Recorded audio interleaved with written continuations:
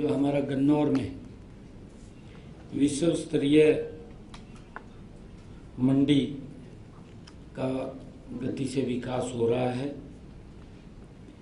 उसको लेकर के लगभग उसके ऊपर 3050 करोड़ रुपए की वो लागत आएगी।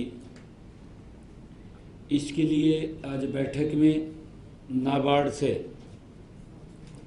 1850 करोड़ रुपए के ऋण की स्वीकृति जो राज्य सरकार की गारंटी के लिए मंजूरी दी गई है।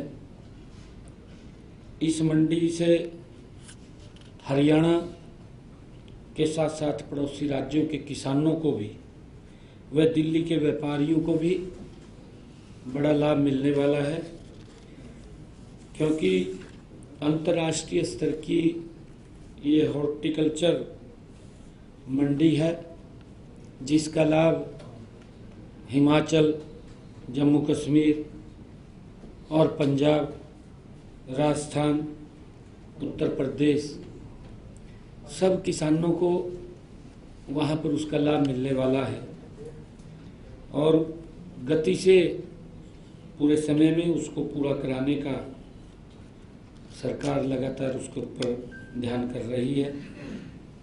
दूसरा जो विषय कि हमारे जो राजस्व रास्ते उनके उपयोग के लिए, क्योंकि प्रदेश में निवेश को बढ़ावा देने के लिए राजस्व रास्तों के उपयोग के लिए एक नीति को मंजूरी दी गई है।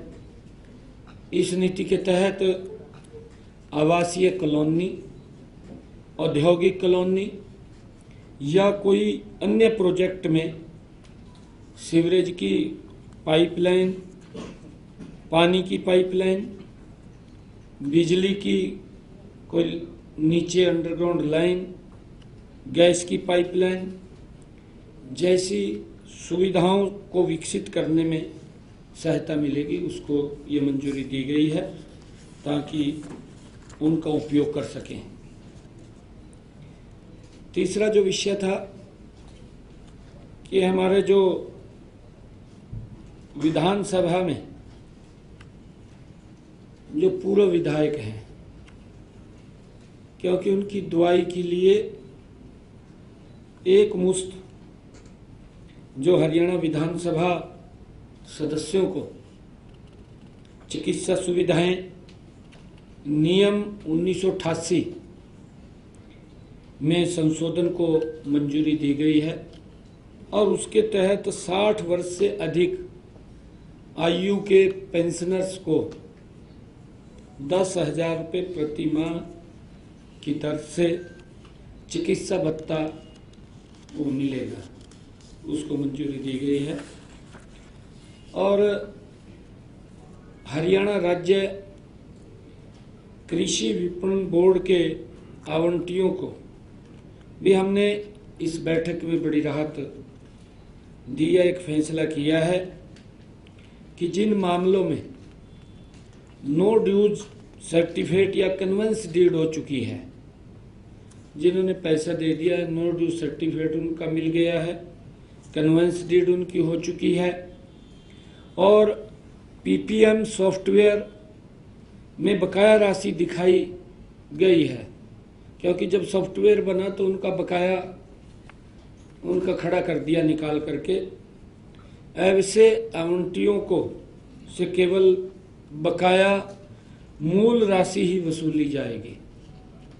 ब्याज और दंडात्मक ब्याज उसको पूर्ण रूप से माफ किया गया है। बकाया मूल राशि अधिसूचना की तिथि जब वो उसका अधिसूचित होगा, नोटिफिकेशन होगा, उसके 1 महीने के अंदर उसको जमा करानी होगी। निर्धारित समय के भीतर राशि जमा न कराए जाने पर विपणन बोर्ड उचित कार्रवाई कर सकता है, वो उसका हकदार है। एक विषय हमारा एग्रोमाल्स को लेकर के अलॉटियों को भी एक बड़ी राहत वो सरकार ने दी है। बैठक में पंचकुला के जो एग्रो मॉल के अलॉटियों की शिकायतों के निपटान के लिए विवादों का समाधान 2 को मंजूरी दी गई है। अलॉटियों को निर्धारित समय पर कब्जा न मिलने की स्थिति में भुगतान की गई राशि पर 7% वार्षिक ब्याज की दर से मुआवजा दिया जाएगा। मान ले किसी ने बुक कराया था, पैसा जमा कराया है और वो व्यक्ति अब वो शॉप नहीं लेना चाहता जो अलॉट हुई थी, वो लेना नहीं चाहता, तो उसको सरकार 7% ब्याज पे उसकी राशि को वापस करेगी। और इसी प्रकार जिन्होंने पैसा ले रखा था, जिन्होंने दुकान ले रखी थी, पैसा कम जमा कराया था, लौट नहीं हुई, अगर वो दुकान लेना चाहते हैं तो उनको भी सेम पैटर्न पे 7% पे ही उनको उनसे ले लिया जाएगा और दुकान उनको दे दी जाएगी। उसके अंदर बड़ी राहत ये दी है। साथ ही कब्जा करने की तिथि से लेकर वास्तविक भुगतान की प्राप्ति तक देय राशि की जो गणना है विवादों का समाधान 2 नीति के प्रावधानों के अनुसार वो की जाएगी। ये आज के हमारे जो विषय थे और आज बैठक में ये भी चर्चा हुई है क्योंकि विधानसभा का 70 वो होना है और निर्णय किया है कि 22 अगस्त से विधानसभा प्रारंभ होगी।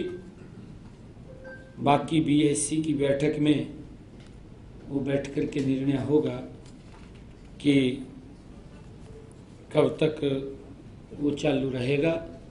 महामहिम राज्यपाल को क्योंकि पहले इसकी सूचना वो भेजनी होती है, ये निर्णय सरकार ने किया है कि 22 अगस्त से विधानसभा का 70 वो चालू होगा। Thank you. सीएम साहब, हरियाणा कौशल रोजगार निगम के जो कर्मचारी हैं और जिनको आपने रोजगार की गारंटी दी थी, तो उनकी एसओपी जारी नहीं हो रही, वो लंबे आज वो भी इसके अंदर कैबिनेट के अंदर विषय आया, उसको भी पास कर दिया है, मतलब उसके रूल बना दिए। हाँ, पास कर दिए, बिल्कुल पास कर दिए, उसके रूल बन गए, मोहर लग गई है कैबिनेट की उसके ऊपर। ठीक। कोई और साथी का सवाल?